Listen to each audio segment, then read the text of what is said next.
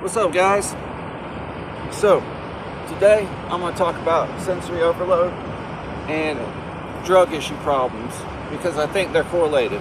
And I'm going to say what's up to my ADHD and autistic people because we got to deal with this bullshit every day and it absolutely sucks sometimes. And also, people with drug addiction problems that might be dealing with sensory overload. But why I think they're correlated is because most of my life, I'm pretty sure all of my life, I've been dealing with these sensory overload problems, and a lot of it is dealing with people all day. When I'm dealing with people all day, it absolutely drains me. It's a lot for me to handle. It's too much. I don't understand what it is too much, but it's too much. Whatever that is, people are too much for me. I can handle small amounts of people, but when it comes to dealing with people all day, it stresses me out, and I'm on a high anxiety, high stress level all day long. And I think a big reason why I was a drug addict in the past was trying to deal with these feelings and trying to lower them, trying to mask them. I don't do that now, obviously, but I did for probably about 15 years, and it almost destroyed my life. I almost died many times, and it's something that's hard to deal with when you have these issues. Another one is a lot of loud noises or lights and crowds. That really stresses me out, and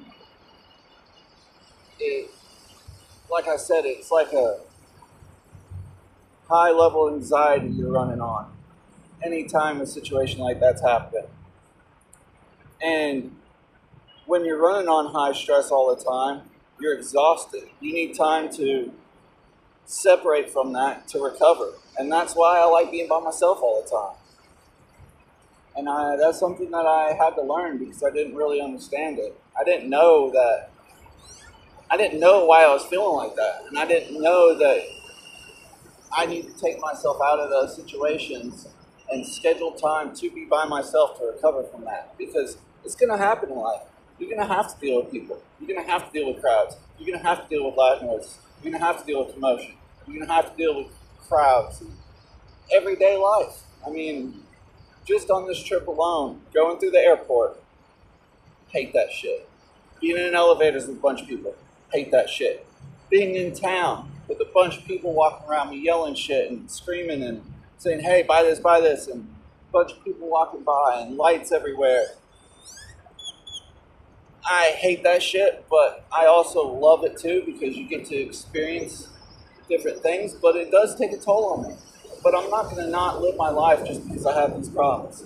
I just know there's certain things that I have to do to get through it. So one of the main things I do to get through it is before I go into a situation that I know will be a high stress, overstimulating situation, I close my eyes and I try to put myself in that situation and feel what it's going to be like. Try to imagine how many people there will be and who those people might be and how they'll be acting. I try to imagine what noises will be going on, what commotions might be happening. I try to visualize how I'm going to be reacting to the situation. What am I going to be feeling? And when I do this, I don't do it in a negative way. I always try to put myself in that situation and act like I am handling it with ease and no problem. And I'm at peace and calm. And sometimes that really works. But there's times where you can't prepare yourself for situations. And you're just going to have to deal with them. And one of the major things that has always helped when I do it right, and I do it all the time, and it's difficult for me because I've got ADHD, but it's meditation. Meditation helps me so much deal with these sensory overload problems. It makes me a more calm person to where I can deal with it with ease.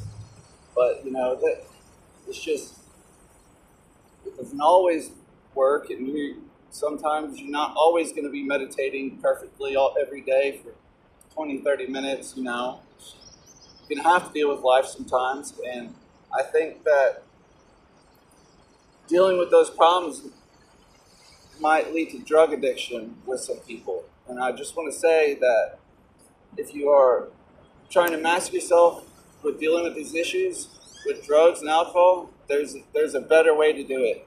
There is a better way, and there's not much information out there to help with people that are dealing with these issues. And I think there needs to be, because I really think there's a correlation between these two, between overstimulation and drug addiction. I mean, for 15 years, I have used alcohol and drugs to lower the feelings that I have with dealing with these type of situations and try to mask it and lower it. But that's all I got. I just wanted to talk to you guys about that and basically say, people with dealing with this stuff, you're not alone. There's a lot of us out there like that, especially with ADHD and autism. I just have ADHD. I don't know about autism, but autistic people deal with very similar things. So, I don't know. I might be autistic too. Who knows? But I just wanted to say you're not alone. But before I go, let me show you this beautiful beach.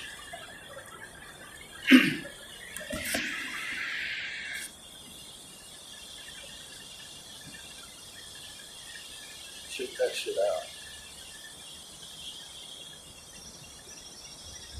Pretty much got the beach to myself.